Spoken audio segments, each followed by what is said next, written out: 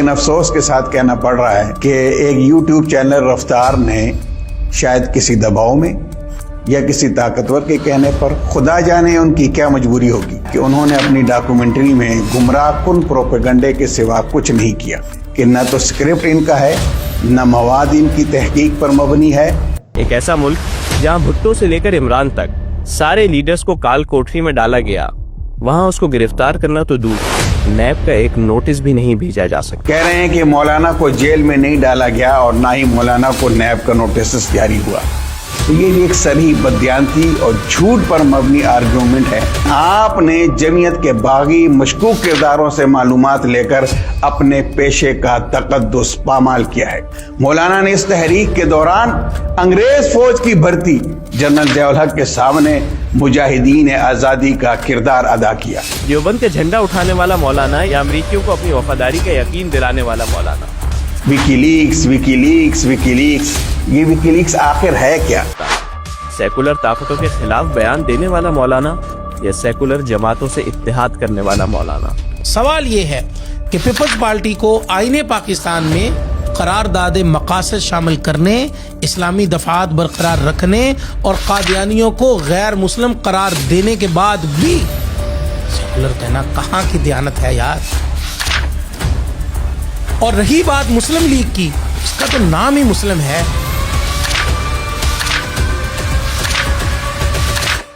73 کے آئین کا محافظ مولانا یا 26ویں آئینی ترمیم کرانے والا مولانا؟ سود کو ختم کرنے اور مدارس کی بقا کے لیے رجسٹریشن جیسی کامیابیاں سمیٹی ہیں۔ اب اس پہ یہ کہنا کہ مولانا 26ویں آئینی ترمیم کروا رہے ہیں، یہ صحافتی بددیانتی کے علاوہ اس کو کیا کہا جا سکتا؟ کمال کرتے ہیں جی، جمعیت علماء اسلام کے 100 سالہ اجتماع کو بھی رفتار کے فیک اسکرپٹ رائٹر نے ایک اور بے بنیاد اعتراض لگا کر کھڑا کیا ہے۔ جمعیت کا 100 سالہ اجتماع یعنی 100 سالہ اینیورسری تھی، لیکن دلچسپ بات یہ ہے کہ اگر آپ ابھی گوگل یا چیٹ جی پی ٹی سے پوچھیں کہ فضل الرحمان کی جماعت کب وجود میں آئی تھی، تو آپ کے سامنے 1988 کی تاریخ آئے گی، جب مولانا فضل الرحمان نے پہلی دفعہ اپنی جماعت کے پلیٹ فارم سے انتخابات میں حصہ لیا تھا۔ ان تمام باتوں سے ثابت ہوا کہ علامہ شبیر احمد عثمانی بھی جمعیت علماء ہند کا ہی حصہ تھے۔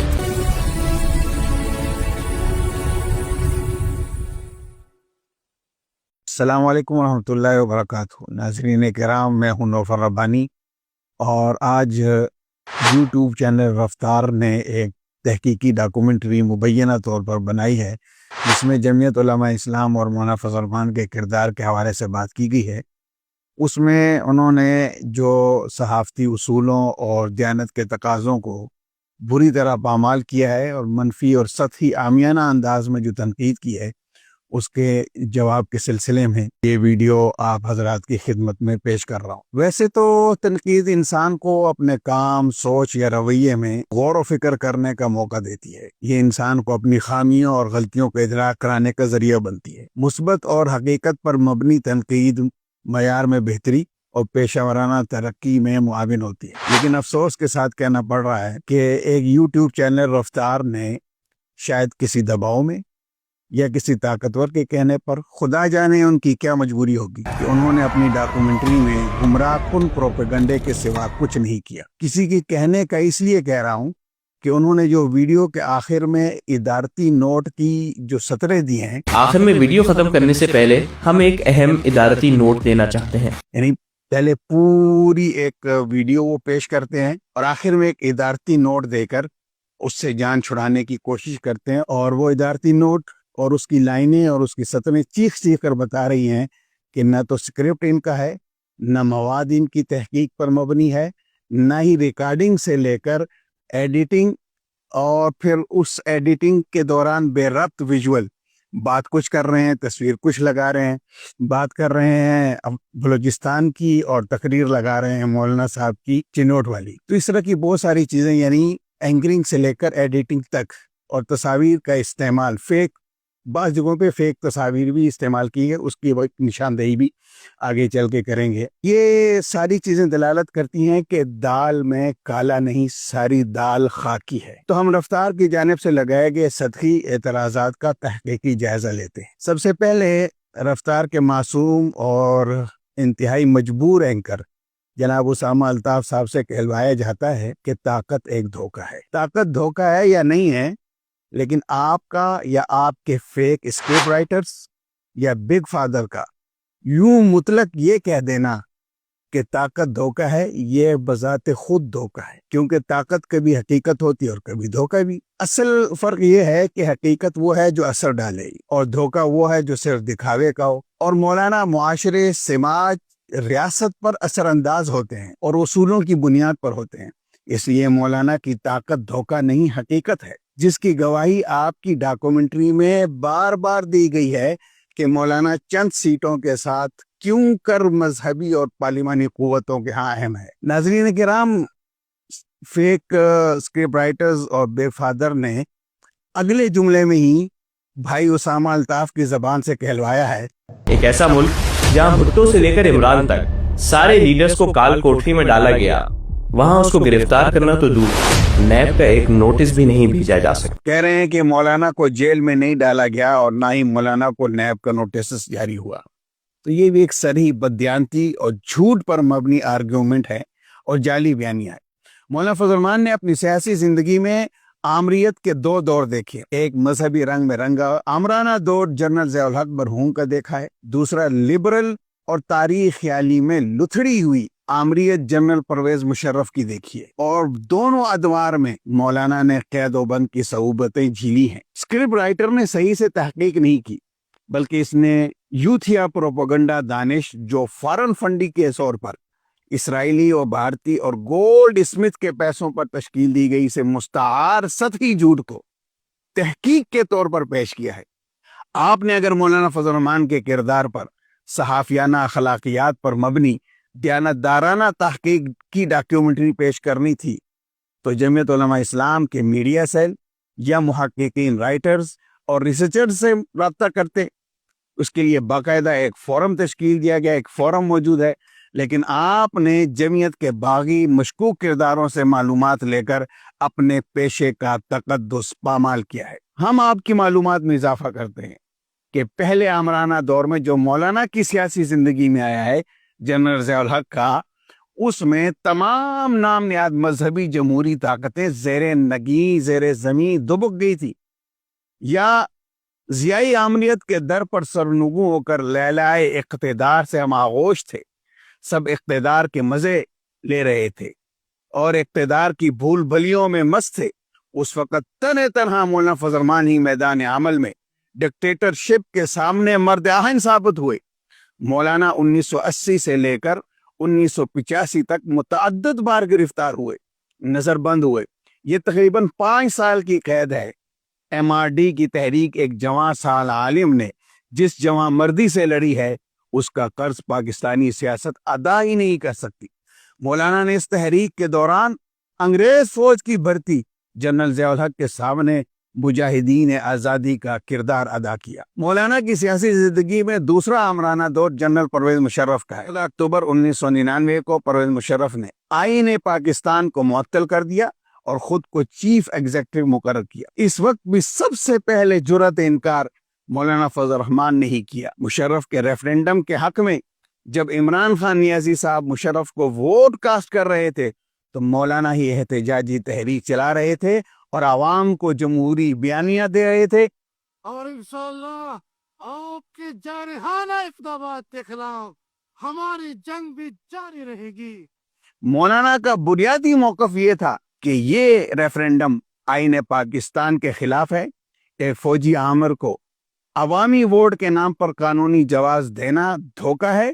صدر کا انتخاب پارلیمنٹ کا حق ہے، نہ کہ فوجی حکم سے کرایا گیا ریفرینڈم. یہ عمل جمہوریت نہیں. مولانا قوم کو یہ باور کراتے رہے کہ آمریت کو دوام دینے کی یہ ریفرینڈم سازش ہے. قوم کو مولانا نے کہا کہ وہ خاموش تماشائی نہ بنے. اس کے علاوہ مولانا نے مشرف کی اسلام دشمن پالیسیوں اور لبرل و سیکولر اقدامات کے خلاف مذہبی سیاسی جماعتوں کا اتحاد قائم کر کے پاکستان میں پرویزی آمریت کے جکڑوں میں پاکستانی معاشرت اور سماج کو مضبوط سہارا دیا. ملک بھر میں احتجاجات، کانفرنسز کی، پرویز مشرف کی امریکہ نوازی اور امریکہ کی پالیسیوں کے خلاف ریلیاں ہوئی، جس میں مولانا فضل الرحمان نے امریکہ کے خلاف تقاریر کی اور امن و انسانیت کے نام پر امریکی حکمت عملی اور دھوکہ دہی کی مخالفت کی۔ اسی پاداش میں مولانا کو پرویز مشرف کے دور جاہلیت میں نظر بند کیا گیا، پابندی عائد کی گئی، لیکن مولانا کی عوامی طاقت اور سیاسی حکمت عملی کی قوت کی بنا پر مولانا کو جیل میں رکھنا پرویز مشرف کے لیے ناممکن تھا۔ پرویز مشرف کے دور میں مولانا اپوزیشن لیڈر رہے، یہاں تک تو رفتار اور ان کے اسکرپٹ رائٹر سمیت بگ فادر کا بیانیہ بری طرح غلط ثابت ہوا کہ مولانا کبھی جیل میں نہیں رہے، اور یہ بھی معلوم ہوا کہ جب آپ اصولوں کے مطابق آزاد سیاسی جد و جہد کرتے ہیں تو عوامی طاقت آپ کو جو ملتی ہے وہ دھوکہ نہیں حقیقت ہوتی ہے۔ آپ نے شروع میں کہا کہ طاقت دھوکہ ہوتی ہے، ہر طاقت دھوکہ نہیں ہوتی۔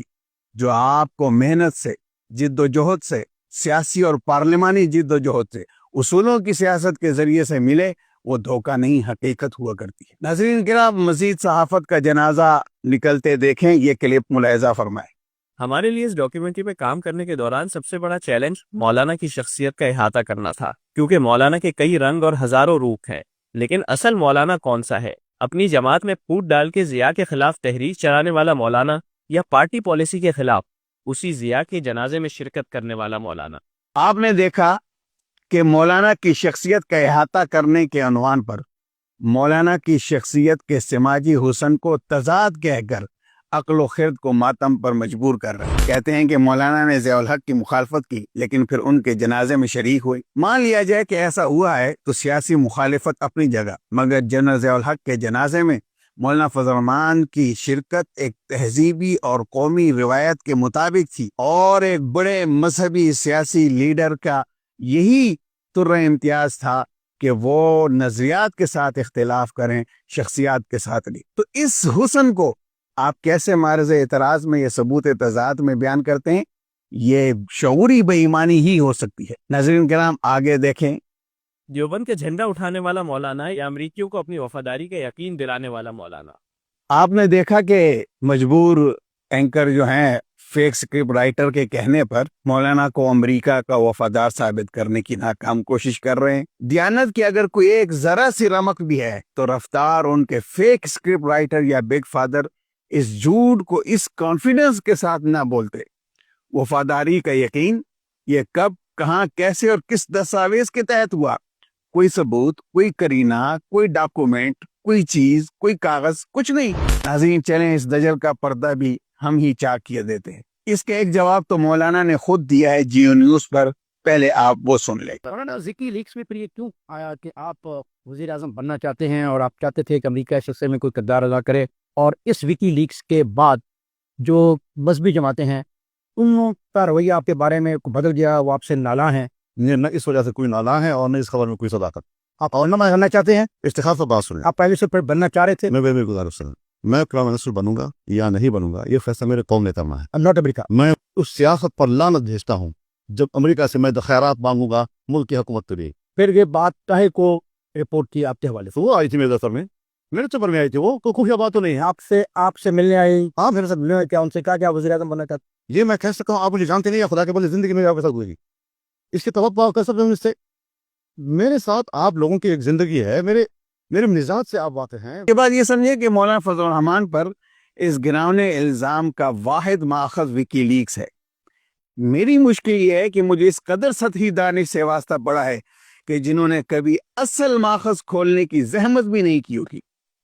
وکی لیکس، وکی لیکس، وکی لیکس، یہ وکی لیکس آخر ہے کیا؟ وکی لیکس بنیادی طور پر ایک انٹرنیٹ پلیٹ فارم ہے جس نے بین الاقوامی سفارتی کیبلز اور خفیہ دستاویزات عام کی تھی، جو مختلف ممالک کے درمیان سفارتی رابطوں کو ظاہر کرتی۔ اس میں کہیں بھی مولانا کی وہ امریکہ سے وفاداری کا ذکر نہیں ہے۔ اس سفارتی کیبل میں صرف اتنا کہا گیا تھا کہ وہ عوامی طور پر امریکی مخالف بیانات بھی دیتے ہیں، لیکن پالیسی ساز حلقوں میں امریکی حکومت کے ساتھ رابطے، مشاورت اور سفارتی گفتگو کے لیے تیار ہے۔ اب یہ رائے جو ہے یہ مترجمین کی ہے یا امریکی سفارتکاروں کی رائے ہے، نہ کہ یہ مولانا کی پالیسی ہے۔ JUI جمعیت علماء اسلام پاکستان میں معتدل، جمہوری، پارلیمانی، اصولی کردار ادا کرتی رہی ہے۔ مولانا یہ سمجھتے ہیں کہ صرف فوجی کارروائی کی بجائے سیاسی گفتگو سے امن بہتر ہو سکتا ہے۔ انہوں نے امریکہ کے سامنے طالبان کے ساتھ سیاسی مذاکرات یا ثالثی کے لیے ممکنہ راستہ پیش کیا۔ ان کے خیال میں، یعنی مولانا کے خیال میں، افغانستان میں مسئلہ حل ہو جائے تو پاکستان میں دہشت گردی کی شدت کم ہو سکتی ہے۔ مولانا نے بیان کیا کہ امریکہ کو افغانستان اور پاکستان کے معاملات میں سفارتی تعاون بڑھانا چاہیے۔ مولانا فضل الرحمان ظاہر ہے سیاست کے آدمی ہیں، اور سیاسی آدمی معاملات کو طاقت سے نہیں گفت و شنید سے حل کرتا ہے۔ وہ کتاب سے بات کرتا ہے، نہ کہ بندوق سے بات کرتا ہے، وہ بارود سے بات نہیں کرتا ہے۔ آپ ہی دیکھیے کہ کسی بھی طاقت کے ساتھ فریق بن کر مذاکرات کرنا، کیا یہ ایک سیاسی عمل نہیں ہے؟ کیا افغان مجاہدین اور فلسطینی مزاحمت کاروں نے امریکہ سے مذاکرات نہیں کیے مذاکرات، اور ان مذاکرات کے نتیجے میں شاندار فتوحات حاصل کی ہیں؟ تو کسی طاقت کے ساتھ بطور فریق مذاکرات کرنا، گفتگو کرنا، کیا یہ وفاداری کہلاتی ہے؟ ابھی امریکی سفیر مولانا کے گھر متعدد بار آئے اور مولانا کو انگیج کرنا چاہا، تو یہ سفارتی دنیا میں سیاسی میں ہوتا ہے۔ یہ ہے وہ سارا فسانہ رفتار جس پر مولانا کے حوالے سے امریکی وفاداری کا بھونڈا الزام لگایا جاتا ہے۔ مزید کلپ دیکھیے۔ مولانا سیکولر طاقتوں کے خلاف بیان دینے والا مولانا یا سیکولر جماعتوں سے اتحاد کرنے والا مولانا؟ رفتار کی جانب سے یہ الزام بھی لگایا گیا کہ مولانا سیکولر جماعتوں سے اتحاد کرتے رہے۔ مولانا نے سیاسی اتحاد پیپلز پارٹی یا مسلم لیگ سے کیا اور ان کے ساتھ حکومتوں میں رہے۔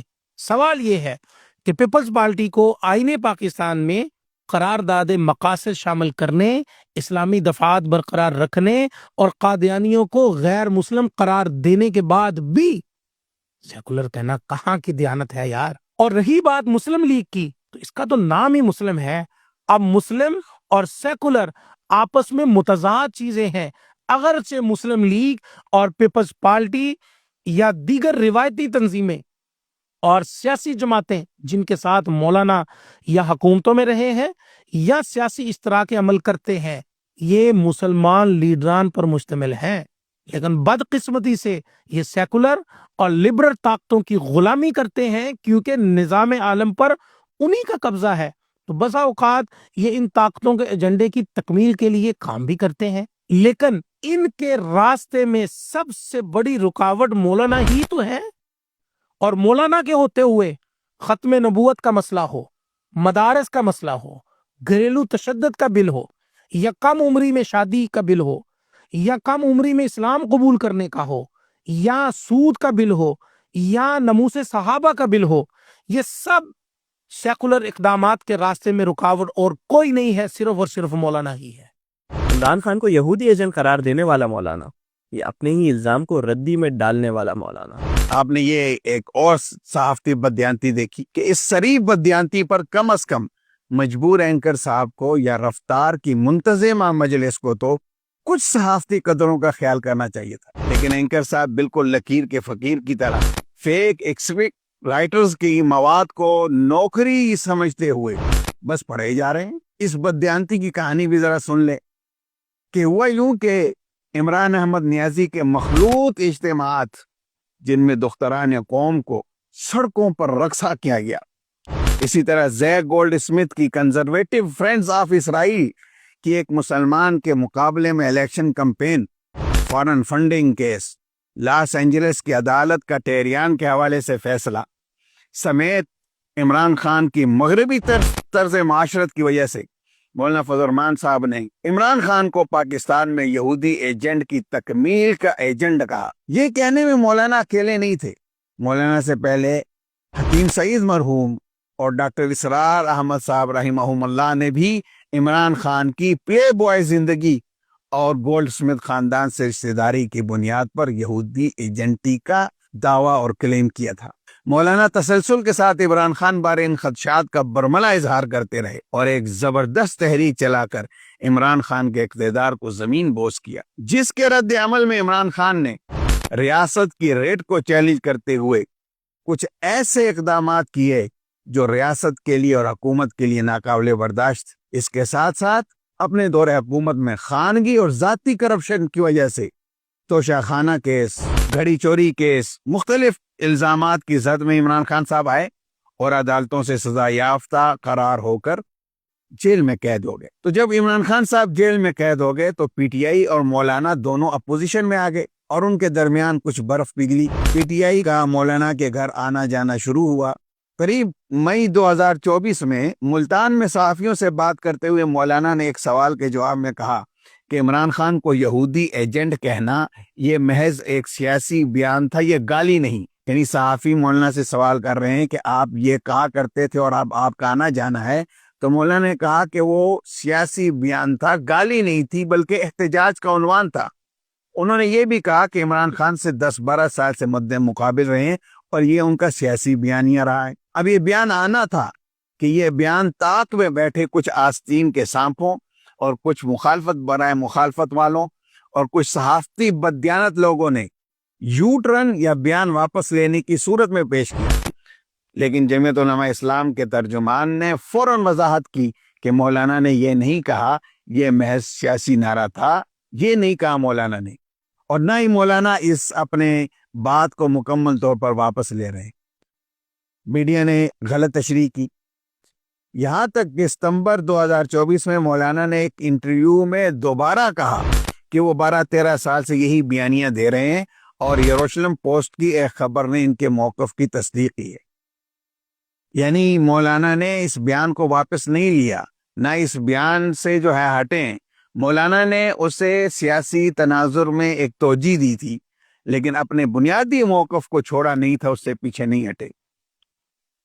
قصہ کچھ یوں ہے کہ بنیادی طور پر جیو نیوز نے اپنی سرخی کو چٹخارے دار بنانے کے لیے اپنے جو اردو کی ویب سائٹ ہے اس پر یہ خبر اس طرح لگائی کہ عمران خان کو یہودی ایجنٹ کہنا محض ایک سیاسی بیان تھا. مولانا فضل الرحمان.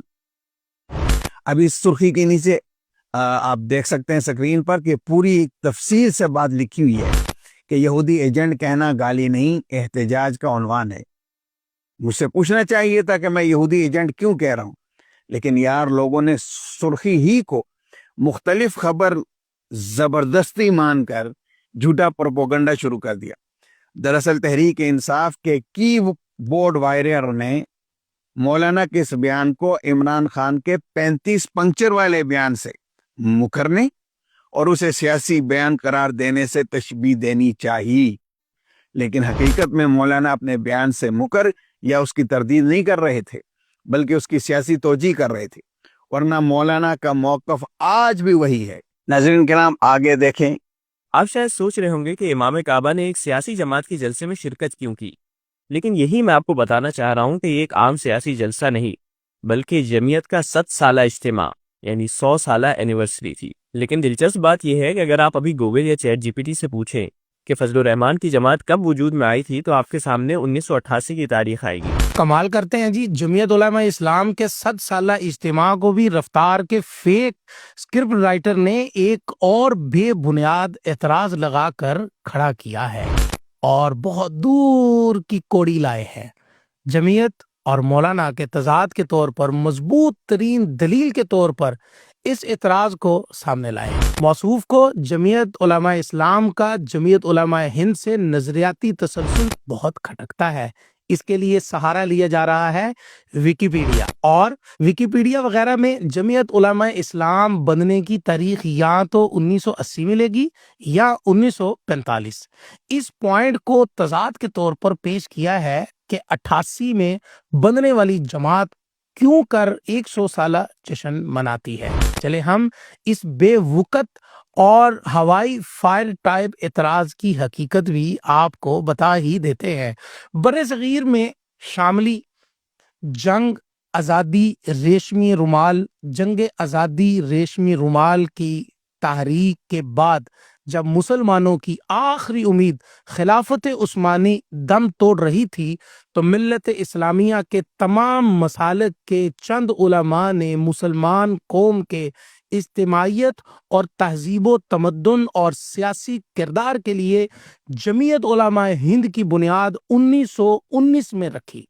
جمعیت علماء ہند اولاً مکمل بر صغیر پر اسلامی حکومت چاہتی تھی، ہندوستان پر مسلمانوں کے حق حکمرانی کی دعوے دار تھی، جس کی طرف 14 مارچ 1926 کو سالانہ اجلاس کولکتہ میں پیش کردہ تجاویز میں اشارہ ہے، لیکن وہ وقت کے ساتھ جب آبادی کے تناسب کے حساب سے حق حکمرانی کی باتیں سامنے آئیں تو جمعیت علماء ہند متحدہ ہندوستان کی حمایت کرنے لگی۔ 1940 میں مسلم لیگ کی لاہور قرارداد کے بعد دو قومی نظریہ کے مطابق ایک الگ ملک کی تجاویز زور پکڑ گئی، تو اب جمعیت علماء ہند میں دو آراء سامنے آئیں۔ ایک کے سرخیل مولانا حسین احمد مدنی رحمۃ اللہ علیہ تھے، جو متحدہ ہندوستان کے حامی تھے، جبکہ ان کے برعکس مولانا اشرف علی تھانوی رحمۃ اللہ علیہ اور ان کے تلامذہ تھے، جن کے سرخیل علامہ شبیر احمد عثمانی رحمۃ اللہ علیہ تھے۔ وہ الگ ملک اور تقسیم ہندوستان کے قائل تھے۔ یہاں پر اختلاف کے نتیجے میں جولائی 1945 کو کولکتہ میں علامہ آزاد سبحانی کی زیر صدارت میں اجلاس ہوا۔ جمعیت علماء اسلام کی بنیاد رکھی گئی۔ باوجہ علالت علامہ شبیر احمد عثمانی اس اجلاس میں خود شریک نہ ہو سکے تھے، لیکن بات کو ذرا سمجھیے گا، بنیادی طور پر تو علامہ شبیر احمد عثمانی رحمۃ اللہ علیہ بھی جمعیت علماء ہند ہی سے وابستہ رہے۔ علامہ شبیر احمد عثمانی رحمۃ اللہ علیہ شیخ الہند کے اجل تلامذہ میں تھے، اور علامہ عثمانی رحمۃ اللہ علیہ جمعیت علماء ہند کی مجلس عاملہ کے اہم رکن تھے۔ 1919 تا 1945 آپ علامہ شبیر احمد عثمانی اس کے سرگرم رکن رہے۔ جمعیت کے اہم اجلاسات کے ساتھ ساتھ خلافت کمیٹیوں اور ترک موالات کے جلسوں میں بھی بھرپور شرکت کی۔ 1920 میں جب حضرت شیخ الہند رحمۃ اللہ علیہ اسارت مالٹا کے بعد ہندوستان تشریف لائے تو اس وقت ترک موالات کی تحریک کے حوالے سے سوال کیا گیا، تو حضرت شیخ الہند نے فرمایا کہ اس سلسلے میں جوابات حضرت مولانا حسین احمد مدنی رحمۃ اللہ علیہ اور مولانا مفتی کفایت اللہ دہلوی اور مولانا شبیر احمد عثمانی رحمۃ اللہ علیہ تحریر کریں گے۔ سب کے جوابات پڑھ کر حضرت شیخ الہند رحمۃ اللہ علیہ نے فرمایا کہ اگر میں اس کا جواب لکھتا تو اس کے قریب تر ہوتا جو مولانا شبیر احمد عثمانی رحمۃ اللہ علیہ نے لکھا ہے۔ مولانا موصوف نے ترک موالات کی تحریک میں بھی دیگر رہنماؤں کے ہمراہ قائدانہ کردار ادا کیا۔ علامہ عثمانی رحمۃ اللہ علیہ نے اپنی سیاست کا آغاز انتصار الاسلام یا جمعیت الانصار سے کیا، جو شیخ الہند کی تشکیل کردہ انقلابی لوگوں پر مشتمل ایک تنظیم تھی، جس کا مرکز دہلی تھا، اور انتصار الاسلام کے لیڈر انقلاب پسند مفسر اور امام عبید اللہ سندھی رحمۃ اللہ علیہ تھے۔ شاہ حجاز کی جانب سے دعوت پر جمعیت علماء ہند کی نمائندگی بھی علامہ شبیر احمد عثمانی نے فرمائی اور عربی میں ایک شاندار مقالہ پیش کیا۔ یہاں تک ان تمام باتوں سے ثابت ہوا کہ علامہ شبیر احمد عثمانی بھی جمعیت علماء ہند کا ہی حصہ تھے۔ آمدم برسر مطلب علامہ عثمانی رحمۃ اللہ علیہ کی رحلت کے بعد جمعیت علماء اسلام ریاستی ڈھانچے سے کٹتی چلے گئی اور غیر فعال ہو گئی۔ قیادت کا خلا پیدا ہوا، جسے 1953 میں امام الاولیاء حضرت مولانا احمد علی لاہوری رحمۃ اللہ علیہ کو جمعیت علماء اسلام کا امیر منتخب کیا گیا، اور ناظم مولانا احتشام الحق تھانوی رحمۃ اللہ علیہ منتخب کیے گئے۔ یہاں یہ بات واضح رہے کہ مولانا احمد علی لاہوری رحمۃ اللہ علیہ تقسیم ہند سے پہلے جمعیت علماء ہند متحدہ پنجاب کے امیر تھے۔ پھر ایک وقت قیادت مفتی محمود رحمۃ اللہ علیہ کے ہاتھ میں آئی، جو مجدد سیاست اور شاہ دماغ سیاسی زعیم تھے، انہوں نے جمعیت کو پاکستان کی حقیقت بنا دیا۔ یہ ہے وہ پوائنٹ جہاں پر دوبارہ جمعیت علماء ہند اور جمعیت علماء اسلام، اگر یوں تعبیر کروں کہ مدنی اور تھانوی گروپ ایک ہو گئے، جماعت میں جو تنظیمی دراڑ آئی تھی وہ نہ رہی، اور جمعیت علماء ہند کا تسلسل ایک انقطاع کے بعد دوبارہ جڑا۔ یہ ہونا ہی تھا کیونکہ وجہ اختلاف تقسیم ہند ہو چکا تھا۔ جب وجہ اختلاف نہ رہی تو دونوں گروپوں کا ایک ہونا فطری تھا، لہذا جمعیت علماء اسلام جمعیت علماء ہند ہی کا فکری تسلسل اور سیاسی وراثت اور علمی جد و جہد کا منہج ہے۔ اس کا خوبصورت نظارہ اگر آپ نے نہیں دیکھا تو آپ جائیے اس ویڈیو کو دیکھیے۔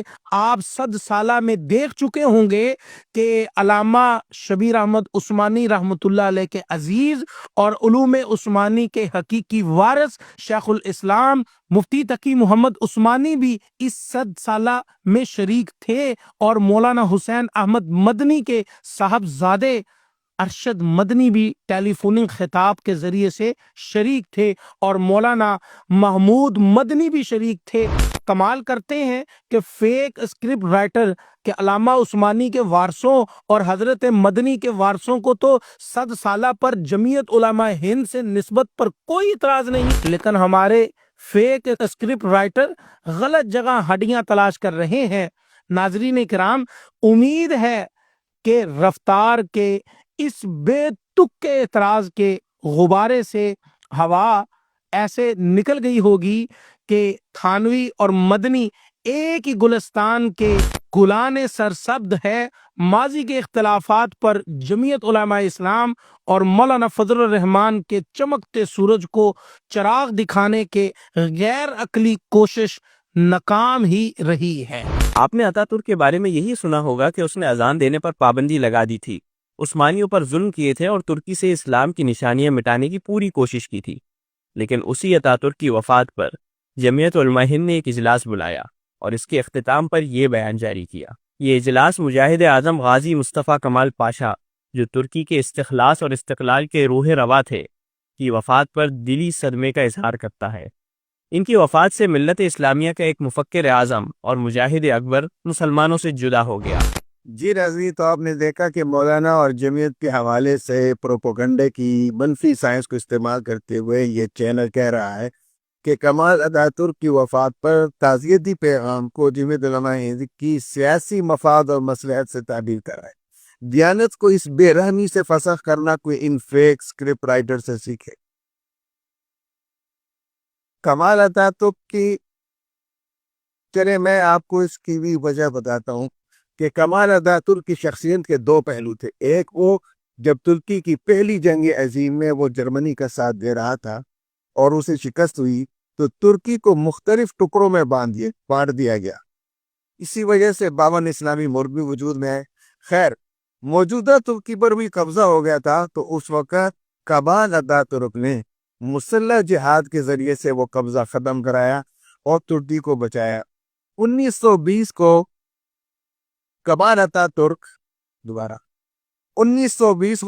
اتا ترک نے قسطنطنیہ کو چھوڑ کر انقرہ میں ترکی کی قومی کونسل قائم کی اور اس سے قومی کونسل کے صدر منتخب ہوئے۔ 1922 کو اتا ترک نے ہی عبد المجید ثانی کو نیا خلیفہ بنایا۔ دوسرا پہلو اس کی سیکولر یعنی کمالزم کا تھا۔ جمعیت علماء ہند نے کمال اتا ترک کے پہلے پہلو کے اعتبار سے جب وہ احیاء خلافت کر رہا تھا تعریف اور توصیف کی تھی، اور اسی بنیاد پر اس کی وفات پر تعزیتی پیغام بھیجا۔ جبکہ کمال اتا ترک کا جو دوسرا پہلو ہے جس میں وہ سیکولرزم کا پرچار کرتا ہے، اذان پر پابندی جو اسلام مخالف اس کے اقدامات ہیں، اس پر جمعیت علماء ہند نے اپنے اجلاسات کے دوران خلافت کی تحلیل کرنے پر اور سیکولرزم کے اقدامات کرنے پر گلے شکوے بھی کیے ہیں، جو ریکارڈ کا حصہ ہے۔ تو کمال اتا ترک کی وفات کا معاملہ قومی ملی روایت کی وجہ سے تھا اور اس کے پہلے پہلو کی وجہ سے تھا، نہ کہ اس کے دین مخالف سرگرمیوں کی تحسین کرنے کے لیے تھا۔ اس کو اس طرح سمجھے کہ جمعیت علماء اسلام کا اس وقت باضابطہ اچھا چلے اس کو اس مثال چھوڑ دیا، میں ویسے ہی پڑھتا ہوں. اس کو اس طرح سمجھے کہ جمعیت علماء اسلام ہی اس وقت اسٹیبلشمنٹ سے ناراض بھی ہے، سیاسی مداخلت کی بنیاد پر ان سے گرے بھی ہیں، شکوے بھی ہیں. لیکن جب پاکستان کی اور انڈیا کی جنگ ہوئی، مارکہ حق ہوا، تو آپ نے دیکھا کہ جمعیت علماء اسلام، مولانا فضل الرحمان اور ان کا ایک ایک کارکن اپنی فوج کی پشت میں کھڑا ہوا، شانہ بشانہ اور قدم و قدم فوج کے ساتھ کھڑا رہا. باوجود ناراضی ہے اس گلے شکووں کے، ہم نے جمع عاصم منیب اور ان کی ایجنسیز، ان کے دیگر فوجی حضرات، سیکیورٹی اداروں کی تعریف کی اور ہم ان کے ساتھ کھڑے تھے. تو ایسی کمان عطا ترک کا جہاد کی وجہ سے اور موجودہ ترکی کو بچانے کی وجہ سے علماء دیوبند نے اگر اس کی تعریف کی ہے، جمعیت علماء ہند کے لوگوں نے یا ان کے اکابرین نے، اور اس کی وفات پر تعزیت کی، تو وہ پہلا پہلو منبوذ خاطر رکھا گیا. آج سے کئی صدیوں پہلے علامہ ابن خلدون نے اپنی مشہور زمانہ کتاب المقدمہ میں اصول بیان کیا تھا کہ سیاست سے سب سے نابلد مخلوق مولوی ہوتے ہیں، کیونکہ ان کا ذہن ہر انسان کے ساتھ اس کی حیثیت کے مطابق معاملہ کرنے پر ٹرین نہیں ہوتا، اور سیاست کے لیے یہ کوالٹیز ضروری ہے. وہ کہہ رہے ہیں کہ علامہ ابن خلدون یہ کہہ رہے ہیں کہ سیاست سے سب سے زیادہ نابلد مولوی ہوتے ہیں. یہ بات کہاں پر ہے؟ مقدمہ ابن خلدون میں کہاں ہے؟ کوئی حوالہ، کوئی اس کا سکرین شاٹ، کوئی عبارت، کچھ بھی نہیں. جبکہ ابن خلدون رحمہ اللہ خود عالم تھے، مولوی تھے، قاضی تھے، اور کئی سیاسی مناصب پر وہ فائز رہ چکے تھے، اور ایک فعال سیاستدان تھے، وزیر تھے، قاضی تھے، اور وہ سفیر بھی رہے ہیں. انہوں نے مختلف سیاسی مناصب کے اوپر جو ہے انہوں نے اپنا کام کیا تھا. سطحیت کا ناس ہو کہ کیسے کیسے شگوفے چھوڑواتی ہے. ایک سوشل میڈیائی طبقہ علماء پر تجدد پسندوں کے طرز کو تحقیق بنا کر پیش کیا جا رہا ہے. یہ دراصل طنز کیا جاتا ہے کہ سیاست سے سب سے زیادہ نابلد علماء ہوتے ہیں. یہ جدید دور کا ایک مقبول طنز ہے جو کہ اکثر سوشل میڈیا میں بحث و مباحثوں کے درمیان اور بعض سطحی کالم نگار اس کا استعمال کرتے ہیں. اس کا ابن خلدون سے کوئی تعلق نہیں. دراصل علامہ ابن خلدون ایک نظری بحث اور عملی سیاست میں فرق کرتے ہوئے بتاتے ہیں کہ ان کے نزدیک سیاست ایک عملی چیز ہے جس میں عصبیت، قوت، تدبیر کا بہت اہم کردار ہوتا ہے، جبکہ خالص دینی یا فقہی علم اس میں براہ راست مدد نہیں کرتا. میں آپ کو ایک مثال دوں کہ یہ بالکل ایسے ہے جیسے ایک فوجی کو سیاست کا پتہ نہیں ہوتا، کیونکہ اس کا تعلق جنگ سے ہوتا ہے، چوکیداری سے ہوتا ہے. وہ سرحدات کا رکھوالا اور ملکی جغرافیہ کا چوکیدار ہوتا ہے، وہ سرحدوں کا محافظ ہوتا ہے، اسے سیاست کا علم نہیں ہوتا. یہی وجہ ہے کہ ہمارے DGISPR نے اپنی چند دن پہلے کی ایک پریس کانفرنس میں بھی کہا کہ ہمیں سیاست میں نہ گھسیٹا جائے. تو جیسے ایک فوجی کو سیاست کا پتہ نہیں ہوتا، ایک وہ عالم مولوی جو صرف نظری علوم پڑھاتا ہے اور وہ عملی سیاست میں حصہ نہیں لیتا ہے اور اس کی عملی سیاست سے ممارست نہیں ہوتی ہے، تو اس بنیاد پر وہ سیاست کو زیادہ بہتر طور پر نہیں کر سکتے. تو علامہ ابن خلدون اسی بات کو بتا رہے ہیں. ورنہ جس عالم دین کا تعلق سیاست کے ساتھ ہو اور وہ معاشرے میں فعال کردار ادا کر رہا ہو، تو پھر وہ مولانا فضل الرحمان کی طرح کامیاب سیاستدان بنتا ہے. MMA کا دور جو علماء کی سیاست پر مشتمل ہے، صوبہ KPK کے لیے کس قدر سنہری دور تھا، یہ کسی پر مخفی نہیں ہے. ناظرین، اگلی گلفشانی دیکھیے. 73 کے آئین کا محافظ مولانا، یہ 26ویں آئینی ترمیم کرانے والا مولانا. عجیب، مولانا کو 26ویں آئینی ترمیم کا ذمہ دار قرار دیا جا رہا ہے. جو چاہے آپ کا حسن کرشمہ ساز کرے. مولانا 73 کے آئین کے خالق مفتی محمود رحمہ اللہ علیہ کے فرزند ارجمند ہے، اور 73 کے آئین کے بانی جماعت جمعیت علماء اسلام ہے، اور مولانا اس جمعیت علماء اسلام کے قائد ہیں جس نے پاکستان کو آئین دیا ہے۔ 26ویں آئینی ترمیم مولانا نے نہیں بلکہ جنہوں نے کروائی ہے، اس طرف ہمارے یہ رفتار کی نہ منتظمہ اور نہ ہمارے فیک رائٹرز اشارہ بھی نہیں کر سکتے۔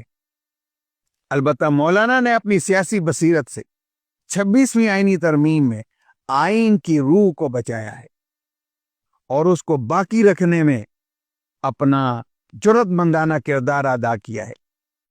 حکومت کو درجنوں شکایات سے دستبردار کروا کر مذہبی طبقے کے لیے، اہلیان پاکستان کے لیے نظریہ پاکستان کی روح کو مجروح نہیں ہونے دیا، سود کو ختم کرنے اور مدارس کی بقا کے لیے رجسٹریشن جیسی کامیابیاں سمیٹی ہیں۔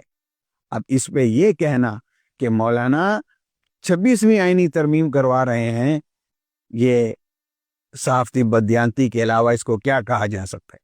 تو جی، جو آپ رفتار چینل نے جو بات مولانا کی موروثی سیاست کے اوپر کی ہے، تو میں ذرا آپ کو موروثی سیاست کے اوپر تھوڑا سا یہ کہنا چاہوں گا، کیا آپ نے خلافت نہیں دیکھی؟ رسول اللہ کے جانے کے بعد پہلے 2 خلیفہ حضور کے سسر ٹھہرے، اس کے بعد دوسرے 2 خلیفہ حضور کے داماد ٹھہرے، پھر آپ آگے چلیے تو حضور صلی اللہ علیہ وسلم کے 5ویں جو خلیفہ تھے وہ آپ کے نواسے ٹھہرے، پھر اسی طرح بنو عباس کے پاس رہا، پھر آپ صلی اللہ علیہ وسلم کے حضرت امیر معاویہ رضی اللہ تعالیٰ عنہ ہی کو دیکھ لیجئے، جو حضور صلی اللہ علیہ وسلم کے برادر نسبتی تھے۔ اب آپ دیکھ لیجئے کہ اسلام کی تاریخ کو ہی دیکھ لیجئے، تو اگر مولانا نے اپنے والد کی سیٹ کے اوپر بیٹھ کر اس کی کمان سنبھالی اور آگے چلتے ہوئے مولانا کے چشم و چراغ ہمیں نظر آ رہے ہیں، تو اس میں کیا ایسی بات ہے کہ جس کو آپ موروثیت کی طرف لے گئے؟ اور رہی بات موروثی سیاست کی، جناب موروثی سیاست پر اعتراض تب بنتا ہے جب وارث میں صلاحیت ہی نہ ہو۔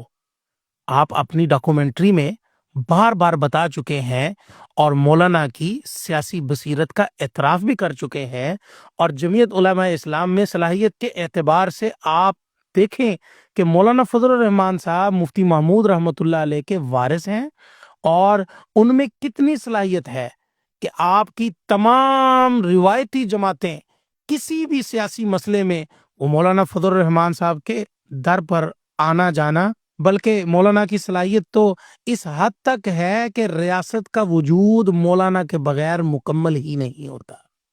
اسی طرح پھر مولانا فضل الرحمان صاحب کے وارث دیکھ لیں، اسد محمود صاحب، کہ ابھی پارلیمنٹرین میں ریکنگ کے اندر وہ پہلے نمبر پر آئے ہیں، اور انہوں نے کس خوش اسلوبی سے اپنی وزارت کو چلایا ہے، یہ بھی آپ کی نظر ہے۔ اگر قیادت کے اندر صلاحیت نہ ہو تو کارکن کبھی بھی اس کو اپناتا نہیں ہے، جان نہیں دیتا ہے۔ یہ قیادت کے اندر صلاحیتیں ہیں، تو اسی وجہ سے مولانا کا کارکن مولانا کے اوپر اپنی جان نچھاور کرتا ہے۔